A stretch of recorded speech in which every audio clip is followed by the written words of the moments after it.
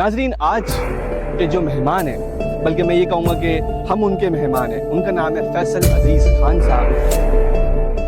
अब आपको बहुत अरसे से ब्रेकिंग नजर नहीं आई होगी क्योंकि वो इंतकाल हो गया ब्रेकिंग न्यूज का।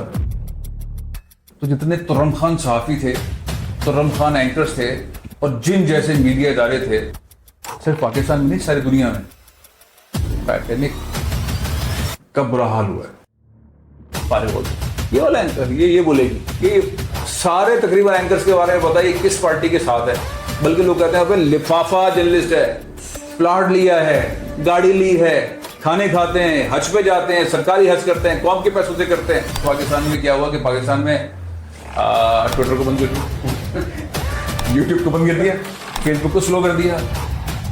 उससे एक नई जंग का आगाज होता। पीटीवी स्लो मोशन चैनल था तो उन्होंने बोला कि भाई लाइसेंस लो, टीवी खोलो। कोई तैयारी नहीं था तो सीमेंट वाला, बेकरी वाला और फलाना वाला और टेढ़ा मेढ़ा सब लोग जो है उन्होंने लाइसेंस ले लिया। अच्छा, उन्होंने भी लाइसेंस ले लिया। उसके बाद तो हमारी वीडियो का ये हाल हुआ। एक सिंगल इंग्लिश चैनल नहीं है पाकिस्तान के अंदर जो पाकिस्तान का नैरेटिव, पाकिस्तान की खूबसूरती, पाकिस्तान की पॉजिटिविटी, पाकिस्तान का वो दुनिया को मैसेज दे। ब्यूरोक्रेटिक जो है वो हमारी, क्योंकि ब्यूरोक्रेसी ही पॉलिटिकल है। टेक्नोलॉजी की पॉलिसी है ना, ह्यूमन राइट्स की पॉलिसी है ना, एजुकेशन की पॉलिसी है ना, जनरल कोई लॉन्ग टर्म पॉलिसी नहीं। काफी लोग इंतकाल हो गया तो बहुत कैसी थे। तो मैंने उनको सोचा कि इसकी जज्बातियत है, अब इनको कैसे ठीक करूँ। तो उन्होंने कहा मैं वो बाजार पैर के पास एक चैंपियन रैंक था, उसकी फलानी गली में यूथ था, मैं वहाँ क्रिकेट खेलता था, फिर क्यों था, फिर हालात खराब हो गए कराची के, फिर हम इस्लामाबाद चले गए। तो उनकी बड़ी डिवाइड। मैंने कहा आपको कायदे आज़म को जो मज़ार है वो ग्राउंड वहाँ तो प्लाजा बन गए, वो चौंक गए हैं। मैंने कहा कायदे आज़म के मज़ार के ऊपर वो 22वां फ्लोर जो है उसका अपार्टमेंट दिख रहा है, आपको बुक कराना तो करा। अरे यार पाकिस्तान को कायदे आज़म का मज़ार भी नहीं छोड़ा। अल्लाह ताला ने पता नहीं क्या सोच के लेकिन पाकिस्तान को बहुत खूबसूरत बनाया। पाकिस्तानी लोगों को पता नहीं कैसा बनाया, उनके होगा वो कैसे कैसे चुन लेते हैं, लेकिन पाकिस्तान को बड़ा खूबसूरत बनाया। दुनिया का यूनिक मुल्क है। इसमें जो पड़ोसी है ना वो आपके मुल्क में खाना खाने नहीं आता, आप बराबर में नहीं जाते, आपके किसी पड़ोसी से ताल्लुकात ही ठीक नहीं, आप कुएं की तरह रह रहे हैं। दुनिया में पड़ोसी एक दूसरे के गाना सुनते हैं, खाना खाते हैं, आते जाते ये करते हैं। आपके मुल्क में भाई कोई आ ही नहीं सकता। जब कोई आता है तो या आपको मारने के लिए आता है या धमाका करने के लिए आता है या उसको किसी ने पैसे दिए होते हैं। मतलब जन्नत का प्लान के तहत पाकिस्तान बना हुआ है और खुदा ने दोज़ख का प्लान यहाँ पे नाफिज किया। हर इंडियन की कीमत है। कुलभूषण यादव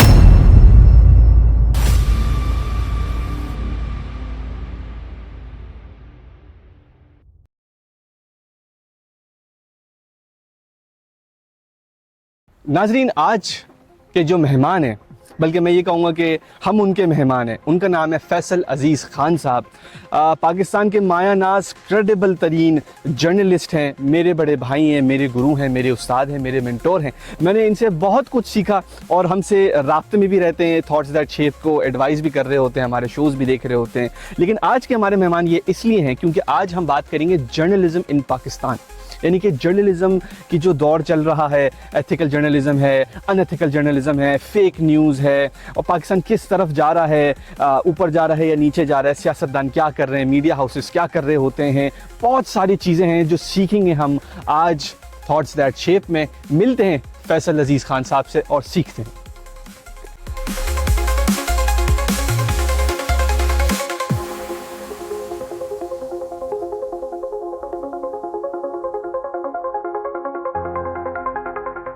अस्सलाम वालेकुम फैसल अजीज़ भाई, कैसे हैं?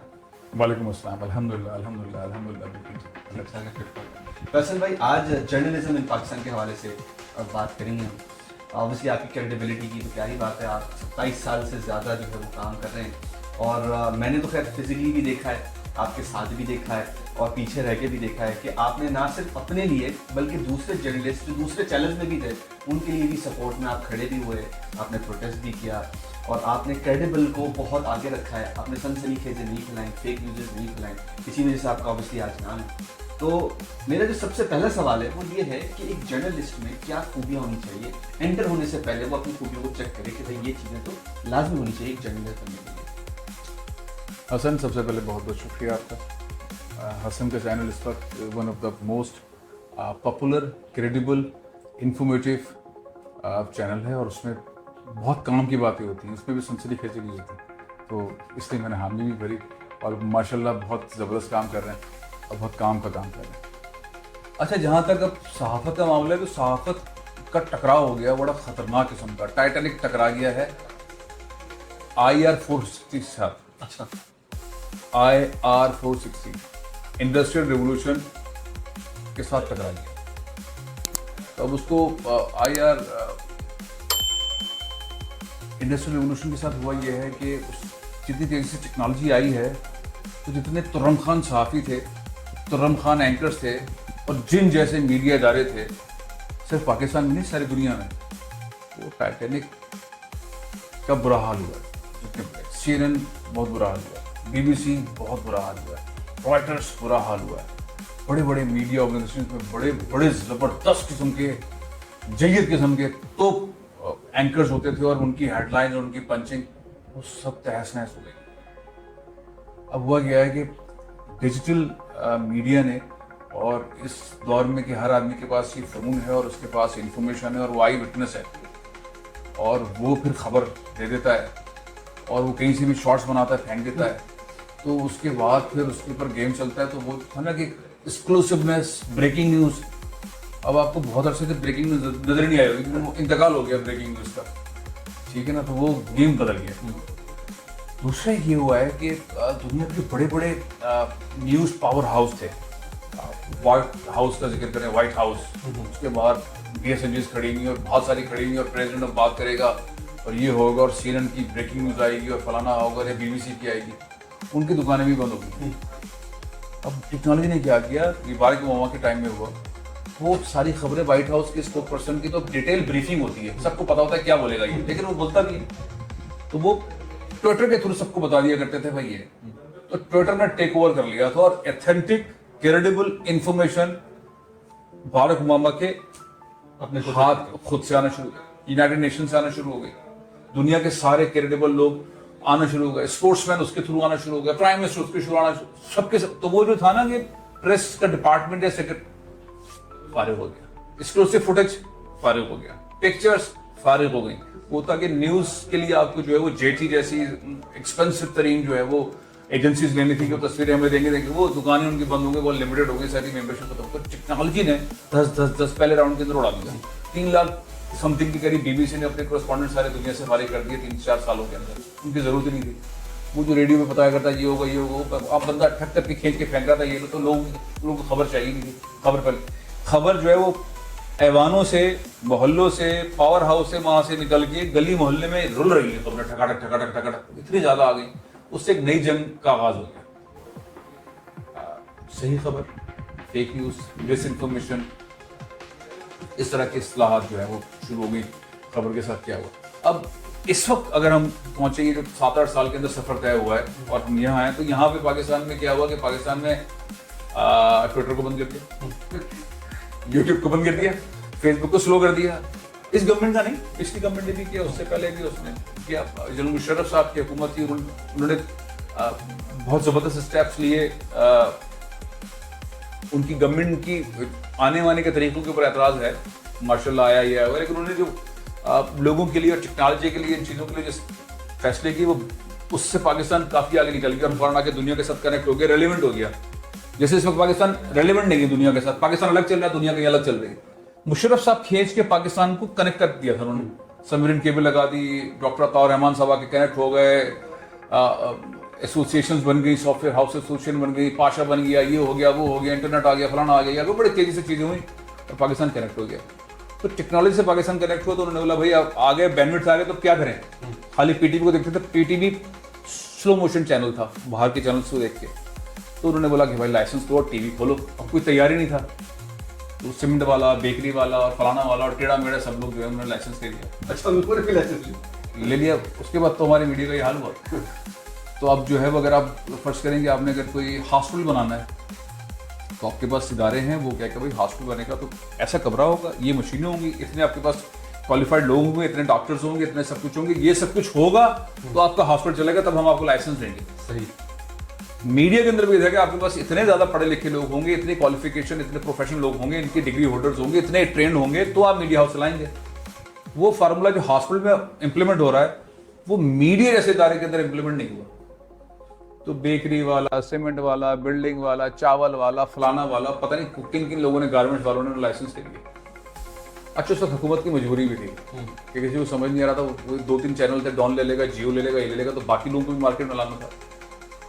वहां पे ट्रेनिंग नहीं हुई, ना मालिक की हुई, ना उसकी एडिटोरियल टीम की हुई, ना नीचे वालों की। उससे क्या हुआ, पाकिस्तान में शौकीन अच्छे खूबसूरत चेहरे ऊपर से उतरे और उन्होंने जर्नलिज्म के एथिक्स को फॉलो नहीं किया, उन्होंने पढ़ा हुआ नहीं था, उन्होंने ट्रेन चलाई। बहुत सारे लोग जो है वो दुनिया में नहीं रहे, बहुत सारे लोग जो है वो बड़े पॉपुलर हो गए, बहुत सारे लोग मीडिया से निकल गए, एक शर्ट टाक का जो है इन्वायरमेंट था। तो पाकिस्तान में जो है मीडिया बाकायदा प्लान कर नहीं आया, इलेक्ट्रॉनिक मीडिया प्लान कर नहीं आया, और डिजिटल मीडिया ने पाकिस्तान के ऊपर बिल्डोज इन्वायरमेंट किया। गवर्नमेंट अब तक रोजाना जो उनको फायरिंग लग रही हो, चिल्ला रहे चीख रहे होते, मिनिस्टर चिल्ला रही होती है अगर किसने यूं किया तो मैं यूं कर दूंगी, फिर वो अपील कर रही होती है ऐसे नहीं करना, फिर सारी मीटिंगों के अंदर बात हो रही होती है हमारे साथ जो है वो एक जो है वो क्या डिजिटल दहशतगर्दी का सामना है, तो स्ट्रैटेजी नहीं थी। तो अब ये जो मैंने आपको पिछले 15-20 सालों का गेम बताया कि पाकिस्तान से होते होते होते होते कहाँ आगे खड़े हैं। पाकिस्तान इस वक्त बहुत एक डरा हुआ, सहमा हुआ, मीडिया की आज़ादी, freedom of expression, freedom of press का एक बहुत खौफनाक मरहले में यूं करके बैठा हुआ। जिसमें भी प्रोग्राम कर रहा है उसकी भी जान निकली गई है, जो मालिक है उसको भी नहीं पता कहाँ से चीजें चल रही हैं, जो रिपोर्टर उसे पता है मेरी वीडियो पता नहीं आ कहाँ से रही है, ठीक है। और सारा पाकिस्तान अपने मोबाइल के जरिए तफरी ले रहा है, यूं करके नहीं, कोई बुलेटिन नहीं देख रहा। अब यहाँ आगे खड़ेगा तो इसका सोल्यूशन क्या है? देखिए, गवर्नमेंट के पास तो कोई सोल्यूशन नहीं, क्योंकि गवर्नमेंट जो है पब्लिक से कनेक्टेड नहीं है। ठीक है, गवर्नमेंट का, किसी भी हुकूमत का पब्लिक से कनेक्टेड होना, ब्यूरोक्रेसी का, अफसरशाही का आवाम से कनेक्टेड होना, ये एक सीक्वेंस सर्कल बनेगा तो सोल्यूशन की तरफ जाएंगे। ठीक है। तो गवर्नमेंट जो है इस वक्त अथॉरिटेरियन है, सजेशंस नहीं देती। सही। वो कहाँ से अथॉरिटेरियन है, और ब्यूरोक्रेटिक जो है वो हमारी, चूंकि ब्यूरोक्रेसी ही पॉलिटिकल है, हमारी स्टेट ब्यूरोक्रेसी नहीं है। हमें पता है यार ये वाला अफसर 21 ग्रेड का, ये पीपल्स पार्टी का, ये नून लीग का, ये मियाँ साहब के दौर का, ये फ्रंट, हमारी स्टेट ब्यूरोक्रेसी नहीं है। बोले यार मुमलिकत पाकिस्तान का अफसर है ये, और ये अवाम की बात मानेगा, तो ब्यूरोक्रेसी हमारी पॉलिटिकल नहीं है। तो जाहिर है कि जब हमारी डायरेक्शन ही नहीं है तो इसका ठीक होना तो बड़ा मुश्किल है। फिर साथ ही फिर बहुत सब, अब पहले नहीं मालूम था, आहिस्ता आहिस्ता सब लोगों को ये मालूम हो गया कि लोगों की राय है, और लोग कह देते हैं भाई ये वाला एंकर ये इस पार्टी का है, ये बोलेगा, ये वाला एंकर ये बोलेगी, ये सारे तकरीबन एंकर्स के बारे में बताइए किस पार्टी के साथ है। बल्कि लोग कहते हैं भाई लिफाफा जर्नलिस्ट है, प्लॉट लिया है, गाड़ी ली है, खाने खाते हैं, हज पे जाते हैं, सरकारी हज करते हैं, कौम के पैसों से करते हैं। तो यहाँ इतनी घिटपिट है कि इस घिटपिट, अच्छा अवाम कैसे ताल्लुक ही नहीं है। अवाम, आप कोई इलेक्टेड गेम के अंदर कोई मीडिया की हैंडलिंग नहीं कर सकते हैं, कोई ऐसी बॉडी के अंदर नहीं कर सकते हैं, ब्यूरोक्रेसी उस तरह से नहीं है, हुकूमत इस तरह से नहीं है। फिर एक फौज का एक बड़ा ठीक ठाक किस्म का सिस्टम है जो अपने इदारे को बेहतरीन अंदाज से बताता है कि हमने ये किया, हमने ये किया, हमने ये बनाया। जैसे आइडियाज हो रहे हैं तो आइडियाज के बारे में बेहतरीन अंदाज में पता है, तो वो एक डिसिप्लिन ऑर्गेनाइज चला आ रहा है। बाकी पॉलिटिकल सिस्टम लड़खड़ा रहा है, डरा हुआ है, किसी वक्त भी गिर जाऊंगा, हो जाऊंगा, बेरोकेर को पता है मेरा लेटर आएगा, निकल जाऊंगा। तो लॉन्ग टर्म पॉलिसीज नहीं है, आवाम को कनेक्ट नहीं है। तो यहाँ पे पाकिस्तान में बहुत बड़ा क्राइसिस है कि मीडिया को किस तरह से डायरेक्शन देनी है। तो मेरे ख्याल में एक बहुत बड़ी कंफ्यूजन है, उस कंफ्यूजन के अंदर लॉज लेकर आ जाते हैं। पंजाब के अंदर लॉ आया हुआ है, उठा लेंगे, बंद कर देंगे, ऐसे कर देंगे। बेचारे जो आपने लॉज नहीं बनाए, सिस्टम नहीं बनाए, लोगों ने काम शुरू कर दिया यूट्यूब के ऊपर, उसने जिसको दिल चाहा प्यार हुआ उसने कह दिया इमरान खान इमरान खान इमरान खान। उसने बोला भाई पॉलिसी खत्म हो गई, इमरान खान की जूते मारे, उसको उठा के ले गए। अब उसको पता नहीं था मुझे जूते नहीं लगेंगे, उसकी अम्मा, पूरे घर को लेसन आ गया। अब उसके घर में 2-3 लोग पढ़े लिखे लोग थे, उसने बोला भाई यहाँ तो नौकरी वैसी नहीं मिल रही, जूते वैसे ही पड़ गए, FI की इंक्वायरी हो गई है, थाने से पकड़ के खींच लिया बच्चों को, बच्चियों को, इनको उनको। और फिर उन्होंने फैसला किया कि भाई दुबई चले जाते हैं। इसके पास वो था, वो कहीं चला गया, तो आपके लोग जो है बड़ी तादाद के अंदर निकल गए। अभी भी इस वक्त भी पाकिस्तान के पास कोई, मेरे हिसाब से कोई स्ट्रैटेजी नहीं है। डरे हुए सहमे हुए वीडियो बन रहे हैं, डरे हुए सहमे हुए प्रोग्राम्स हो रहे हैं, डरे हुए सहमे हुए चैनल्स हैं। बहुत खौफ में, जो पैसे ठीक ठाक चलाते थे ना यूं करके, उस सब की जान निकली हुई है। और आवाम भी उनको गाली देती है, और गाली से क्रेडिबिलिटी खराब होती है। इदारों को समझ नहीं आता ऑर्डर किया जाएगा, और जो असल लोग हैं वो चाहते हैं कि हमें पता है किस तरह से मीडिया को हैंडल करना है, और वो जिस तरह से समझते हैं कि मीडिया को ऐसे हैंडल करना है, आप अपने तौर पर हैंडल कर रहे हैं। तो बस एक समझे कि एक बच्चे को जो है ना वो एक अच्छी से खूबसूरत सी गाड़ी मिल गई है और वो गाड़ी में बैठा हुआ है, उसमें बड़ा पावर हाउस है, 25 करोड़ लोगों का इंजन लगा हुआ है और वो गाड़ी चला रहा है, जो सामने आता है डस, जो सामने आता है डस, इसकी कैरेक्टर एसोसिएशन, उसकी कैरेक्टर एसोसिएशन, आखिर में हम कहते हैं कि नेशनल इंटरेस्ट है, ये चीज ऐसे नहीं होगी, ऐसे नहीं होगी। तो हम डेली जो है ना ट्रबल शूटिंग वाले मोड के अंदर पाकिस्तान को लेके जा रहे हैं। ट्रबल शूटिंग हम रोजाना हैंडलिंग में हम आइडियाज की हैंडलिंग कर रहे होते हैं, उससे पहले चाइनीज मर गया उसकी हैंडलिंग कर रहे होते हैं। ये वो चूंकि काले शीशे के अंदर एक बंदा आया था, उसने आके उसको मार दिया था, चाइनीज शहीद हो गए थे एयरपोर्ट के पास। अब कैसे क्या करें? अब इसका टेक्निकल हल किया। टेक्निकल हल ये है कि आप पूरे रास्तों में कैमरे लगाएं और नाइट विजन वाले कैमरे भी लगाएं जो आपको गाड़ी के अंदर देखें। अब लोगों को आपने बोला कि इंपोर्ट कर लो काले शीशे की पट्टियां, उन्होंने मंगा ली, दुकानों पर वो बिक रही हैं, लोगों ने अपनी गाड़ी ले ली। गर्मी बहुत होती है कराची में, मर रहे हैं लोग, गर्मी से बुरा हाल है, उन्होंने शीशों के ऊपर काली पन्नियां लगा दी। गवर्नमेंट ने आने दी, आपने बिकने दी, लोगों ने ले ली, तो दहशतगर्द ने भी ले ली। आपने टेक्नोलॉजी वाइज कैमरा खड़ा नहीं किया कि मैं देख लूं अंदर कौन बैठा है, हसन बैठे हैं, उमर बैठे हैं, कौन बैठा।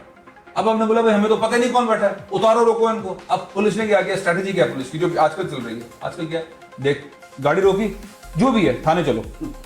अबे भाई उसको ब्लेड से उतार दो, नहीं, उसका चालान कर दो, नहीं, थाने सीधा डायरेक्ट पर्चा 188 का, लॉकअप, गाड़ी बंद, लॉकअप। तो पाकिस्तान ने हल ऐसा निकाला है, हमारी ब्यूरोक्रेट्स जो हैं उन्होंने ऐसा हल निकाला, आवाम को लो अंदर कर दो। तो वो टेक्नोलॉजी को इस्तेमाल नहीं करते, मतलब ब्यूरोक्रेट ये इस्तेमाल नहीं करता, ये भी इस्तेमाल नहीं करता, दिल भी नहीं उसका। अभी रिसेंट टाइम में बता रहा हूँ कि मैं अपने कितने लोगों को छुड़वाने के लिए कोशिशें करता रहा हूँ। तो गवर्नर साहब से भी बात कर ली, तो आईजी साहब से भी बात कर ली, तो डीआईजी साहब से भी बात कर ली, पर्चा कट गया है शाही, अंदर कोर्ट से जाएगा। अब एक बच्चे या फैमिली का पर्चा कटा है, गाड़ी अंदर है, अब वो कोर्ट से 1 दिन 2 दिन 3 दिन में जमानत होगी, वो सेंट्रल जेल चला जाएगा, उसका कैरेक्टर बना रहे हैं।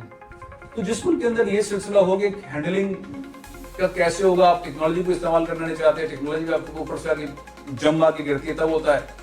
अब ट्रबल शूटिंग में चले गए होते हैं, आइडियाज की हैंडलिंग करनी है, लोगों को अंदर कर दो ताकि कोई मामला नहीं, क्रिकेट मैच होना है, सबको बंद कर दो, रास्ते बंद कर दो, सोल्यूशन पे नहीं आते।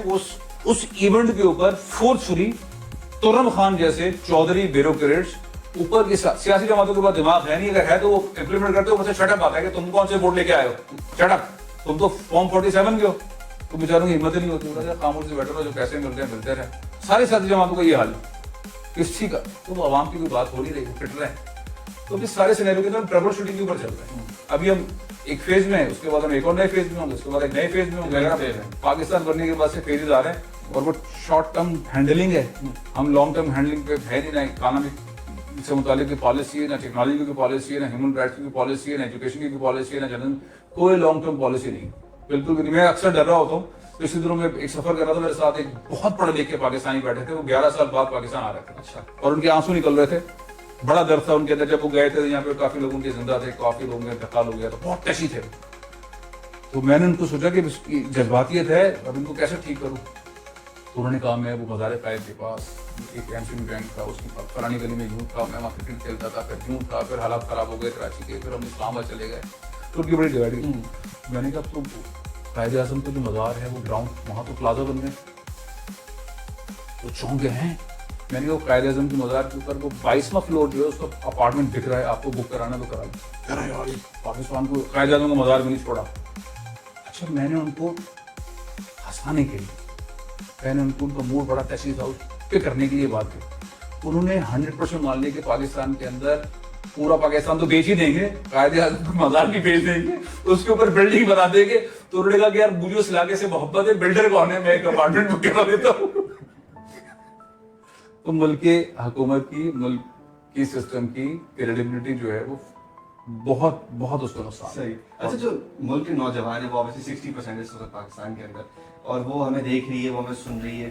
बहुत सारे लोग जर्नलिज्म आना चाह रहे हैं, बहुत सारे लोग जैसे आपने फोन उठाते हैं और वो ऑटोमेटिकली जर्नलिस्ट बन जाते हैं, सिर्फ तस्वीर खींच के या वीडियो बना के। तो क्या फेक न्यूज़ और क्या सही न्यूज़, क्या क्रेडिबिलिटी करनी चाहिए एक as a citizen of Pakistan और as a journalist of Pakistan? उसको क्या अच्छी चीज़ें दिखानी चाहिए, फेक चीज़ें दिखानी चाहिए? क्योंकि ऑब्वियसली अगर न्यूज़ देखें तो सिर्फ नेगेटिव चीज़ें हो रही होती हैं, हम पॉजिटिविटी के बारे में बात ही नहीं करते, हम पॉजिटिव न्यूज़ के बारे में बात ही नहीं करते। इस पर क्या करना चाहिए? देखिए, ये तो मेरे कुछ बिलीफ हैं, मैं जर्नलिज्म बिलीफ के थ्रू बता रहा है। जो भी स्कॉलरशिप्स, जो भी ट्रेनिंग्स किन्हीं भी इदारों में, अमेरिका हो, यूके हो, यूरोप हो, फॉरेस्ट हो, जो ट्रेनिंग्स लिए टेक्निकल चीज़ें समझने के बाद बेसिकली टेक्निकल चीज़ें समझ लेते हैं आप, वॉर जोन की हो, प्रोडक्शन की हो, लीड करने की, इनफैक्ट आपको कंटेंट हैंडलिंग करनी है। आपको कंटेंट किस तरह का चाहिए, आप सेंसिटिविटी चाहिए, आपको नेगेटिविटी चाहिए, आपको ऐसी बदतमीजी फाश किस्म की बातें करनी है, करवानी है, ऐसे बात करनी है, करना क्या है? मैंने उसको चुना कि पाकिस्तान की पॉजिटिविटी और पाकिस्तान की खूबसूरती और पाकिस्तान के हीरोज़ उनको देखा जाए, क्योंकि जब आप दुनिया में जाते हैं तो आप सबसे पहले आपका मुकाबला, आपका सिस्टम कितना ख़राब है, आपकी ब्रोक्रेटिक सिस्टम कितना ख़राब है, आपको पॉलिटिकल लोग कितने करप्ट हैं, ये सारी चीज़ें पीछे चली जाती हैं। आप पाकिस्तानी होते हैं तो आपका मुकाबला ज़्यादातर इंडियंस होता है, या फिर आपका जिस भी वॉलेट से होता है तो वो आपके सिस्टम को मैच करता है, आपका सिस्टम क्या है, फिर वो चेक करता है कि आपका करेंसी, आपके लोग, आपका ये सारा तो करते हैं, तो फिर आप हर बॉल पे आउट हो रहे होते हैं, 0 डज। फिर आप पाकिस्तान की जैसे भी बुरा है, आप बेशक नवाज शरीफ वज़ीर आज़म है, आपको अच्छे लगते हैं, बुरे लगते हैं, कुछ भी है, शहबाज शरीफ वज़ीर आज़म, आप बोले यार ये क्या है, ये मुसीबत है, ये इमरान खान है, आप कहते हैं यार दिफा तो करना है ना इनका, हमारी कौम ने चुना है ना, या हमारे कौम के अहम लोगों ने चुना है इनको, चले ऐसा खेलते हैं, तो आपको मजबूरन करना पड़ता है फिर आपको। अब ऐसी सूरत हाल के अंदर पाकिस्तान की पॉजिटिविटी, अच्छाइयाँ, खूबसूरती वही बतानी और दिखानी है। अल्लाह ताला ने पता नहीं क्या सोच के लेकिन पाकिस्तान को बहुत खूबसूरत बनाया। पाकिस्तानी लोगों को पता नहीं कैसा बनाया, उनके हुक्मरानों को कैसे कैसे चुन लेते हैं, लेकिन पाकिस्तान को बड़ा खूबसूरत बनाया। मतलब शेर के एंगल पे यूं करके पाकिस्तान है, कराची से शुरू होता है और कश्मीर तक कैसे जाता है, पहाड़ पहाड़, ये वो दरिया वरिया, खाने शाने, ये जबरदस्त है। मतलब बड़ा मुश्किल से ऐसा मुल्क आप बाय डिजाइन जो है, बोले ना यार अब तुम्हारे पास चांस है जन्नत में जाओ, दुनिया के अंदर मुल्क बनाओ, तो जन्नत में बैठा हुआ आदमी क्या बनाएगा? बोलेगा समंदर जरूर हो, मछलियां हो, सोना भी हो, चांदी भी हो, कोयला भी हो, ऑयल भी हो, सब वो भी हो, रेगिस्तान भी हो, बर्फ भी हो, ग्लेशियर्स भी हो, खाना पीना भी हो, लोग अच्छे हो, डांस अच्छा हो, कल्चर अच्छा हो, जबानें अच्छी हो, मुस्कुराते चेहरे हो, ये बोलेगा ना जन्नत में बैठे हुए किसी आदमी ने सोच के पाकिस्तान बनाया, वो बन गया। अब उसको जहन्नुम जो है वो यहाँ के हुक्मरानों ने खतरनाक जहन्नुम बनाया, लोग कट रहे हैं, मर रहे हैं, भाग रहे हैं, तो जन्नत का फॉर्मूले पे पाकिस्तान बना है और यहाँ के हुक्मरानों ने उसको दोज़ख बनाया। एक एक दिन यहाँ गुजारना मुश्किल। इन सब चीज, हम फ्रूट बाहर से नहीं लेके आते, हमारे यहाँ पानी बाहर से नहीं आता, हमारे यहाँ कोई ऐसी चीज बाहर नहीं आती जिससे आम पाकिस्तानी को, मतलब कपड़ा हमारा टॉप टेक्सटाइल का जबरदस्त किस्म का है, खाने पीने का सब सामान है, बहुत सस्ता है, बहुत क्वालिटी का है। मतलब जन्नत का प्लान के तहत पाकिस्तान बना हुआ है और हुक्मरान ने दोज़ख का प्लान यहाँ पे नाफिज किया।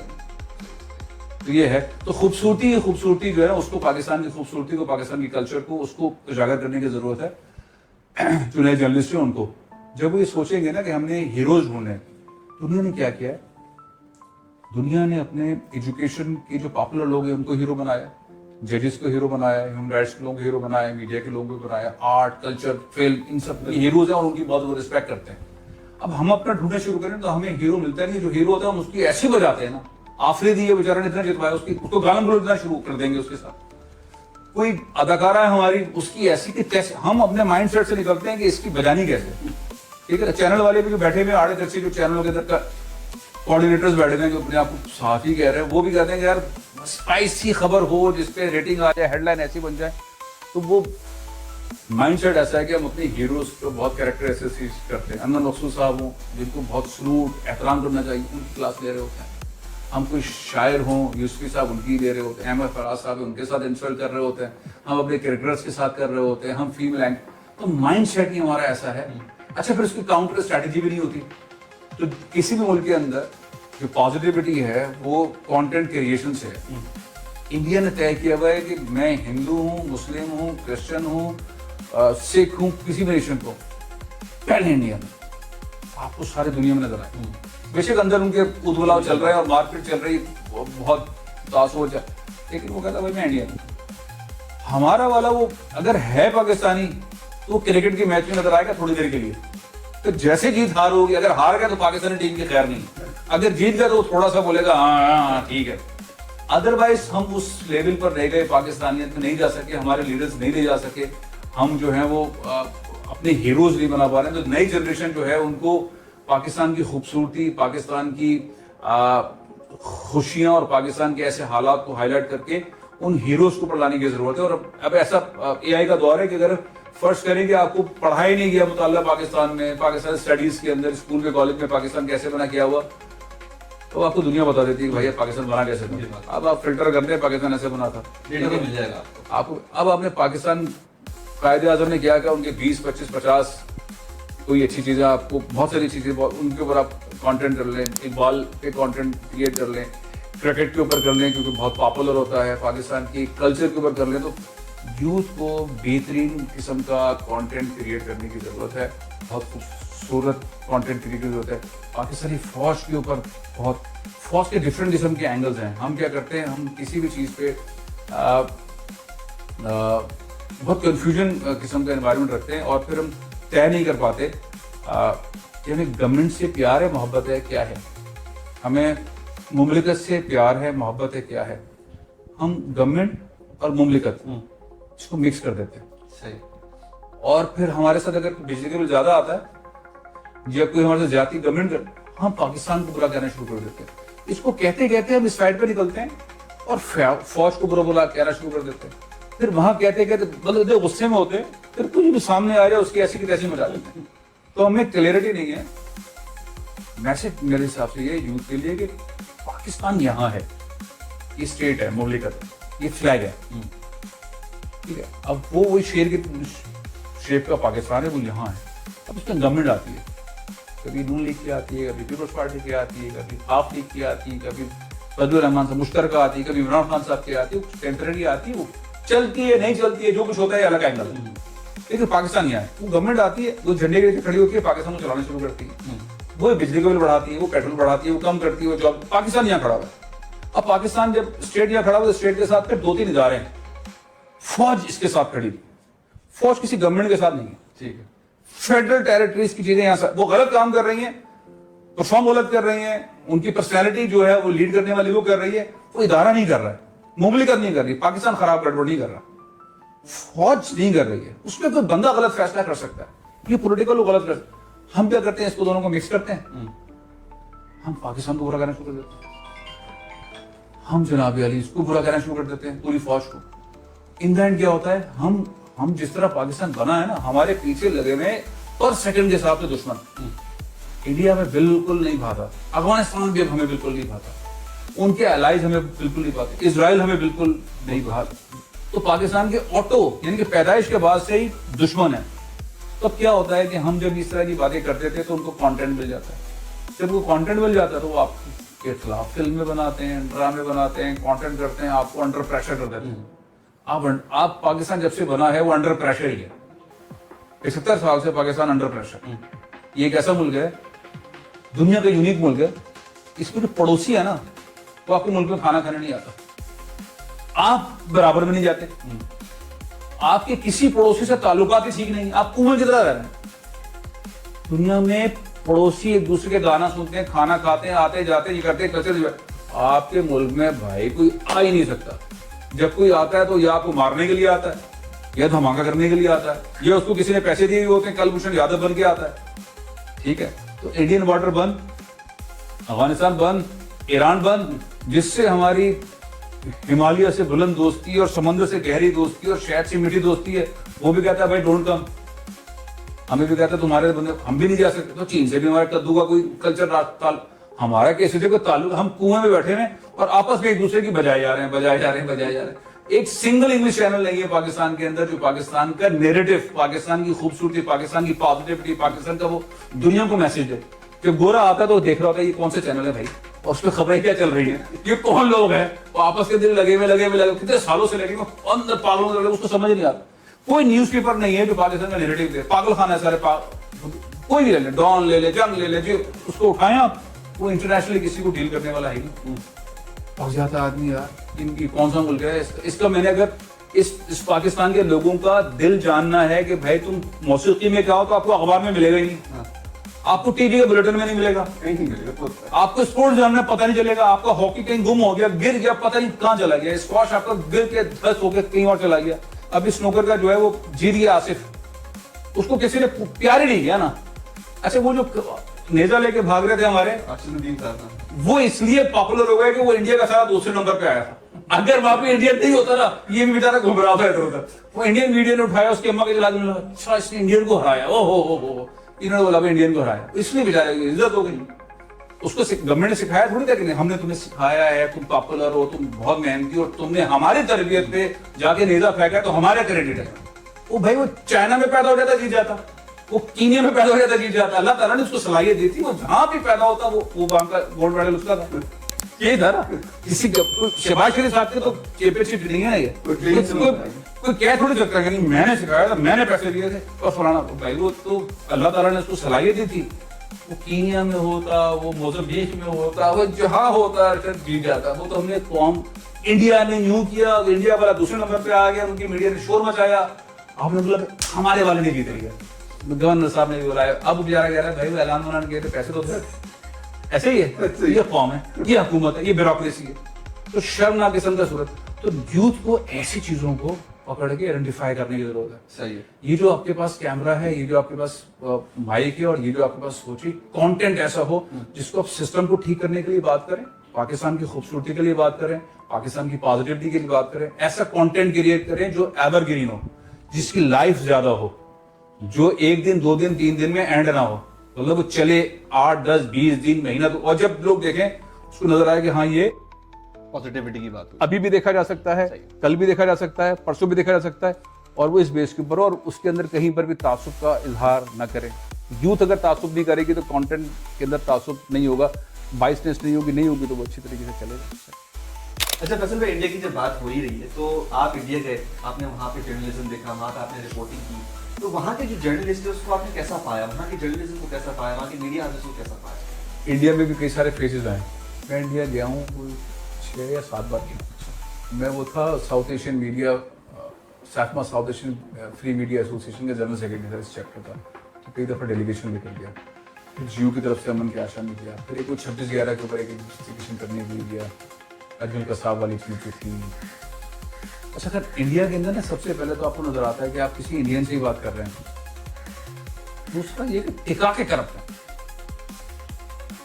इतने करप्ट है, इतने करप्ट, आप उन्हें खरीद लें, हर आदमी बिकने को तैयार है, सबकी कीमत, हर इंडियन की कीमत है। मतलब वैसे वो इंडियन बनेगा, नोट रखो तो बिकेगा। तो मैं वो किस्सा सुनाऊंगा तो बहुत लंबा हो जाएगा, लेकिन मैंने इंडिया में जहां मुझे जरूरत थी, मैं से जियो का बेलशीफ था, और उस पर गया था, उन दोनों 26/11 के ऊपर मैं स्टोरी करना चाहता था। जिस प्रोग्राम में गया था मैं न्यूज कवरेज नहीं कर सकता था, लेकिन मैंने सबको खरीद लिया, सबको खरीद लिया। कोई ऐसा बंदा नहीं था जो तैयार नहीं था, क्योंकि उनकी सैलरीज कम थी, अच्छे खाने उनको मिलते नहीं, अच्छे कपड़े नहीं। फॉरेन ऑफिस के अंदर SM कृष्णा साहब से मीटिंग थी, उनके फोटोग्राफर को खरीद लिया, उसने फुटेज दे दिया था। तो मैं आपको पुलिस वाले को खरीद लिया। तो हर आदमी कहता है कि यार ठीक है, पाकिस्तानी और इंडियन यूं है यार, अब ये सियासत की ऐसी की तैसी, क्या करना है, ये करना है यार, तो सब बिक जाते हैं। पाकिस्तान में जरा मुश्किल है बिकना, बज़ाहिर पाकिस्तानी लगते हैं कि पाकिस्तान, लेकिन पाकिस्तानियों को खरीदना मुश्किल है। अच्छा, इस्लामाबाद के अंदर कोई इंडियन आके किसी पुलिस वाले को खरीद लेगा, किसी एजेंसी के बंदे को खरीद लेगा, किसी होटल के बैरे को खरीद लेगा, या किसी फॉरेन ऑफिस के फोटोग्राफर को, कैमरामैन को खरीद लेगा। मेरा ख्याल है पाकिस्तान में नहीं खरीद सकेगा। इंडिया में मैंने सबको खरीद लिया। तो एक तो ये फर्क है। जर्नलिज्म ये है कि उन्होंने उस वाले दौर के अंदर, चूंकि उनकी फिल्म इंडस्ट्री, मीडिया इंडस्ट्री बहुत स्ट्रांग थी, तो उनके पास ऑलरेडी कंटेंट था, फिल्म का कंटेंट आ रहा था, उससे वो अपने नेशन को बिल्ड कर रहे थे। क्रिकेट बहुत होती है, बहुत बड़ा मुल्क है, उनके पास कंटेंट आ रहा था, वो उसको जबरदस्त चला रहे थे। उनके पास इंडस्ट्रियलाइजेशन हो गया था, इंडस्ट्री थी, तो प्रोडक्ट बन रही थी। हमारे पास ना फिल्म, ना हमारे पास क्रिकेट, ना हमारे पास इंडस्ट्री, तो हमारे पास तो कंटेंट निकालना बड़ा मुश्किल है ना। हमारे पास खबरें निकले कहां से, कद्दू खबरें नहीं हमारे पास। सियासतदान आपस में बकबक करते हैं तो रात को झट ढम ढम दिमाग हमारा फट रहा होता है। वहां फिल्म बनती तो गाना आता है, शायरी होती तो म्यूजिक आता है, कोई प्रोडक्ट बनता है तो लोग बैठ के बोलते हैं ये प्रोडक्ट है, बिजनेस है, एक्सपोर्ट है, IT है, फलाना है। तो वहां ये हो रहा है, तो उनके पास न्यूज है, इसलिए है कि उनकी प्रोडक्ट बहुत, क्रिकेट बहुत हो रही है, फिल्में बहुत बन रही है, शोज बहुत हो रहे हैं, इंडस्ट्री बहुत ज्यादा है, बाहर उनको बहुत ज्यादा करप्शन, मिसमैनेजमेंट, तबाही, तासुब, सब बुरे हाल के बावजूद क्योंकि 1.5 अरब का मुल्क है तो वहाँ कुछ ना कुछ तो ठीक हो रहा है। करीब से देखेंगे तो घिन आएगी इंडिया को देख के, नफरत होगी, बहुत तासुब, बहुत गंदगी, वॉशरूम्स नहीं है, खाने की सही जगह नहीं है, बिजली नहीं है, गरीब का बहुत बुरा हाल है। वहां मुकाबला है अमीर का और गरीब का। अब गरीब में सारे आएंगे, मेजोरिटी आएगी, हिंदू भी आएंगे, मुस्लिम भी आएंगे, क्रिश्चियनिटी भी आएगी। जिसके पास पैसे हैं उसके पास पैसे, जिसके पास पैसे नहीं है वो जाके लड़े, मंदिर में जाके माथा टेके, मस्जिद में जाके धागा बांधे, गुरुद्वारे में जाके जो करना है करे। वो कहता भाई मुझे इस गुर्बत से निकालो, यही है ना। जो अमीर है वो ईद की नमाज पढ़ता है, वो साल में एक दफा क्रिसमस गुजारा, ठीक है, वीआईपी तरीके से जाऊंगा, उसको जाके माथा टेक कर जंपे शप्पे लगाने की जरूरत ही नहीं है कि अल्लाह मियाँ मुझे कुछ दे, वो तो अमीर हो गया ना। तो इंडिया के अंदर जो सिनेरियो है उसके अंदर मीडिया का एक रोल ये रहा मुख्तलिफ पार्ट्स के अंदर। इस वक्त जो पिछले 10-12 साल से चल रहा है वहां पे मोदी मीडिया, मोदी ने बोला भाई हमने तो रगड़ना है, हमने यहाँ पे 3000 साल पहले का हिंदुस्तान बनाना है। उसके बीच में 15-16 साल जो मुसलमान आए थे इनकी ऐसी की तैसी, उनकी नस्लों की ऐसी की तैसी, ठीक है। उसने माइंड सेट बनाया, उसने बोला भाई उतरो, कौन रोकेगा, कोर्ट चेंज करो। उसने सारे सपोर्टी जजी उतार दी। फौज, उसने कहा फौज भी अपनी मर्जी के लेके आओ, उसने जनरल भी सारे, वैसे बकरी जनरल है वहाँ की, उन्होंने सारे जनरल चेंज कर दी, जो बैग वाले भाई नहीं उन्होंने सारे चेंज कर दी। उसने बोला कि अखबार और टीवी वाले, उसने कहा उठाओ पकड़ो ऐसी की तैसी, कुछ हाथ में कुछ नहीं है, उसने कहा नए खड़े कर दो। तो जो अच्छे एंकर थे मजेदार किसी, उसने बोला तुम चैनल लेकर आओ, इस बिजनेसमैन को बोला इसको पैसा दो, 1 channel, 2 channel, 3 channel, 4 channel, 5 channel, Modi media launch हो गया। अब इंडिया में सिर्फ मोदी मीडिया वर्सेस उनका नेशनल मीडिया खुश है, यानी कि जेन्युइन मीडिया, वहाँ पे उनको चैनलों से निकाल दिया, यूट्यूब पे और बकबक करते रहते हैं उनकी कुछ, और वहाँ पे बहुत तुर्रम खान किस्म के बैठे हैं, वो कुछ भी हो जाए वो मोदी के साथ खड़े हैं। सारी बदमाशियों, सारी करप्शन, सारी बद इंतजामी, सब चीजों के बावजूद वो खड़े में मोदी मीडिया के साथ। मोदी मीडिया का मुकाबला आम हिंदुस्तानी से, करप्शन, धोस, जबरदस्ती का मुकाबला है। पिछले वाले इलेक्शन में थोड़ा सा मुकाबला हुआ है, लोगों ने मोदी को धक्का दिया पीछे, लेकिन मोदी फिर गैंड बना के फिर आ गया है। तो वहां का मीडिया जो है वो सांसें ले रहा है, और वहां की फिल्म स्टार्स भी सांसें ले रहे हैं।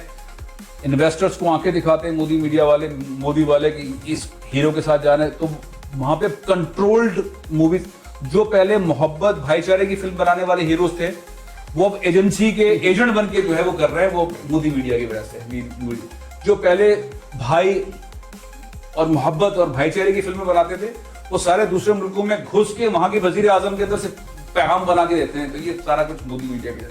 तो इंडिया वहां पे जो है वो, इंडिया के अंदर मीडिया जो है वो अंडर अटैक है। तो इंडिया के अंदर ऐसे लोग नहीं है, हम कई सारे दोस्त हैं वहां पे, कई सारे सब बुरी तरह फंसे हुए। आफ्टर मोदी इंडिया देखना होगा, मोदी के गुजर जाने के बाद जब उनको अल्लाह को प्यारे हो जाएंगे, वो जब यहाँ से दुनिया से चले जाएंगे, उसके बाद उनकी जो टेल है वो इस सिस्टम को कंटिन्यू कर सकेगी।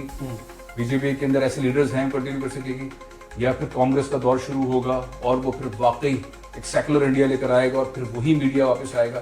तो इंडिया के अंदर अभी बहुत ज्यादा इस तरह की चीजें जिसके अंदर इंडिया को अपने आप को संभालने में मतलब बड़ी कश्मकश के अंदर है। अच्छे साफ सुथरे इंडियन जो है वो निकल रहे हैं, वो इंडिया दुबई जा रहे हैं, अमेरिका चले जाते हैं, कनाडा चले जाते हैं, यूके चले जाते हैं, सांस ले रहे हैं, इंडिया से मोहब्बत जरूरी, लेकिन इंडिया के अंदर भी बहुत बदबू है।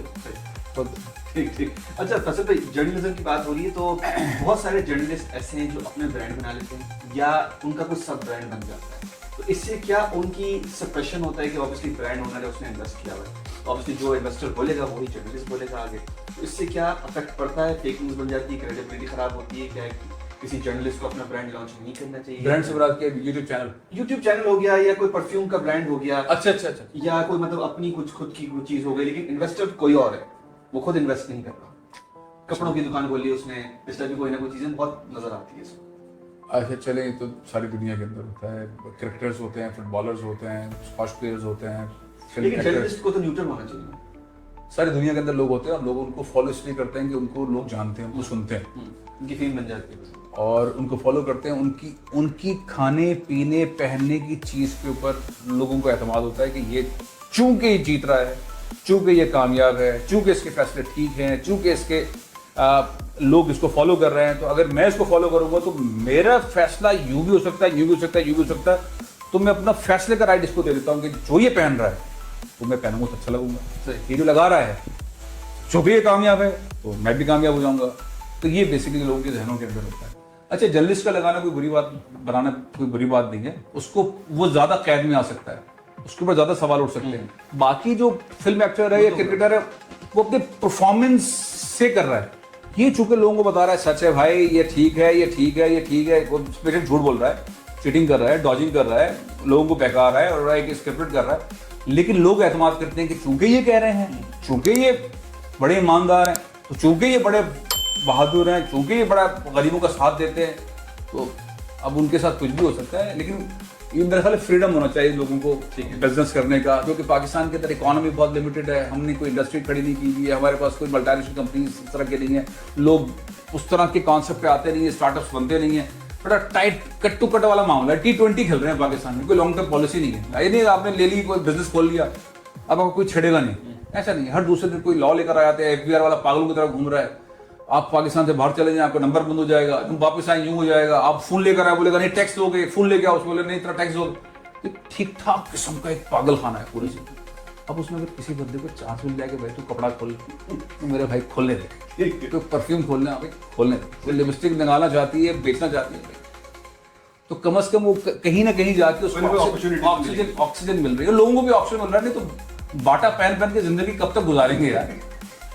एक बाटा और सर्विस के कंपटीशन में हर्ष पप्पी टाइप की चीज आ गई है, कोई 2-3 कंपनी आ गई, चलने दो यार। शायद आप लीजिए अगर सूट कपड़े बेच रहा है तो ओके यार, चलने दो, मेरा ख्याल है कि होना चाहिए। अच्छा फैसल भाई, लास्ट में एक रैपिड फायर आपसे पूछना चाहेंगे, आपका फेवरेट चैनल कौन सा है?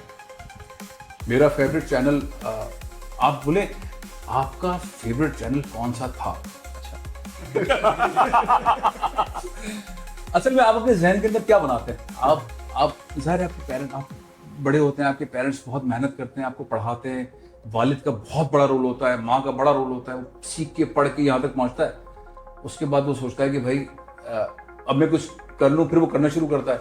आगे से मालूम होता है कि किसी ने कहा वो चैनल ऐसे चलेगा, अब ये ऐसे होगा। तो अथॉरिटेरियन सिस्टम पाकिस्तान में बहुत ज़्यादा, पाकिस्तान में मेरा ख्याल है कि चैनल मैं बहुत मायूसी के साथ जो है वो किसी चैनल को अपना फेवरेट करार नहीं दे सकते। मैं अल जज़ीरा को पसंद करता हूँ, अच्छा फाइट करता हूँ। अच्छा, अल जज़ीरा ने अभी दबाव में आया है इजराइल वाले मामले में, अल जज़ीरा की फैंटी लगाई है, उनके ऑफिस बंद हुए हैं, उनके बंदे शहीद हुए हैं, उन्होंने अपना नैरेटिव चेंज किया। BBC compromised, CNN compromised, Fox compromise, दुनिया के सारे बड़ी चैनल इजराइल के सामने लेट गए, उसने खरीद लिया है सारा नैरेटिव।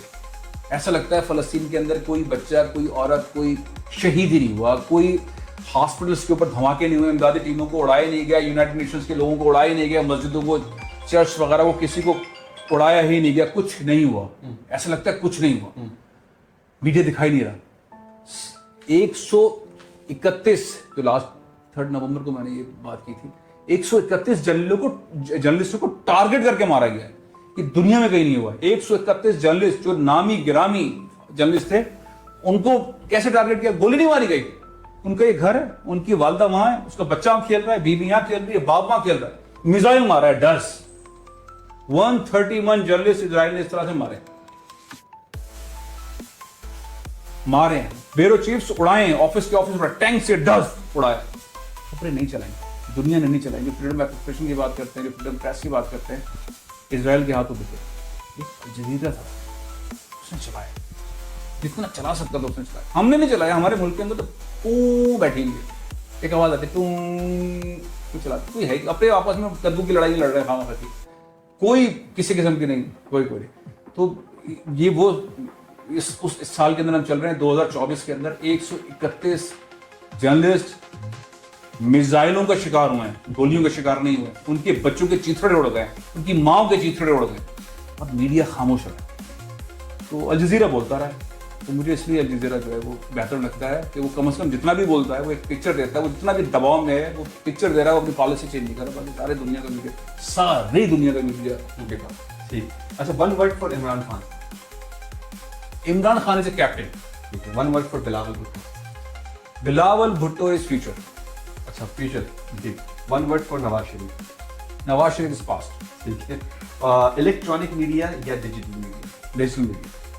यूट्यूब या इलेक्ट्रॉनिक मीडिया, क्योंकि डिजिटल में सब कुछ आ जाता है। यूट्यूब। यूट्यूब। आपका फेवरेट एंकर कौन है? मेरा फेवरेट एंकर, ओए होए होए, अच्छा ये जो है ना वो इसके अंदर भी बहुत सारी चीजें आ गई। मेरा ख्याल है सब लोग बहुत अच्छा काम करते हैं। इस वक्त मेरे लिए फेवरेट एंकर हसन अंसारी साहब। दरअसल में दुनिया में सबसे कीमती चीज होता है वक्त, वो आपने हमें दिया। अपने जर्नलिज्म से आपने हम सबको आगाही दी, क्रेडिबल न्यूज़ दिए, क्रेडिबल रिपोर्टिंग की, और माशाल्लाह से आपने एचआरिंग तो इतनी की है, आपने सारे तकरीबन मीडिया में जितने भी लोग लगे हुए वो कहीं ना कहीं से आपसे कोई ना कोई ताल्लुक जरूर निकल आता है। आपने हमारे मुल्क को दिया और ब्रांड पाकिस्तान का आपने काम किया, उसके लिए बहुत बहुत बहुत शुक्रिया हसन, बहुत अच्छा प्रोग्राम था। असल में हसन तो खाली बोले जा रहे थे, असल दो कैरेक्टर ये हैं जो बटन दबा रहे थे, जिनकी वजह से रिकॉर्ड हुआ था। इन दोनों का भी बहुत बहुत शुक्रिया, आपकी पूरी टीम का बहुत बहुत शुक्रिया। तो ये था आज का हमारा एपिसोड फैसल अजीज़ खान साहब के साथ।